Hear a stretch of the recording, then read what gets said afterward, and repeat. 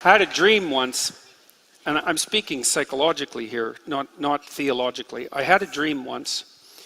I was in the cemetery of an old church, an old cathedral, surrounded by the graves, and there were indentations in the grounds where all the graves were, and all of a sudden the graves started to open, and it was a graveyard where great people, great men of the past had been buried, and so grave opened and an armed king stood up, and then another grave opened and another armed king stood up, and this happened all around me, and these were very formidable figures, right? They were the great heroes of the past, and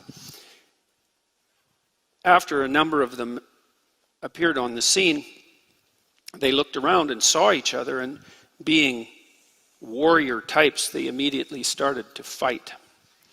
And the question is, what stops the great kings of the past from fighting? And I had a revelation after the dream. I can't remember if it was part of it, but yes, it was part of the dream. They all bowed down to the figure of Christ. I thought, and then I woke up and I thought, what in the world does that dream mean? What in the world could that possibly mean? And then I understood it. I understood that if you have 20 kings, let's say, and you took the thing that was most king-like about each of them, and then you combined it into a single figure, then you'd get a single figure of transcendent heroism, of transcendent good. And it's a tenet of the Jungian school of psychology, let's say, that figure of transcendent good is symbolized by the image of Christ. And the purpose of that image is so that even the tyrannical king has someone to bend his knee to. And that's absolutely vital. I mean, you don't have to approach it from a religious perspective, although you inevitably do, because when you speak of things at this level, that's what happens. But you need an image of the transcendent embodied good to serve as something that unites the great tyrants of the past. It's something like that. It's an emergent vision of embodied unity.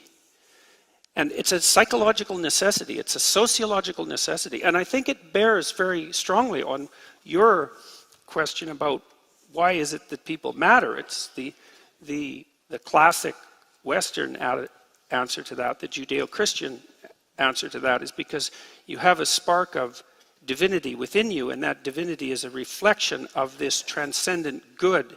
And it's obligatory for me to recognize that in you, and vice versa, if we're going to inhabit the same territory without mayhem, peacefully, and with the ability to cooperate.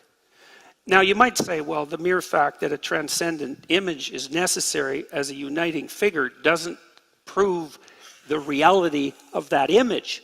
But I would say, well, yes, but it doesn't disprove it, and it strongly hints at something more profound, especially when you also ally it with the observation that the encounter with something truly admirable produces the instinct of awe.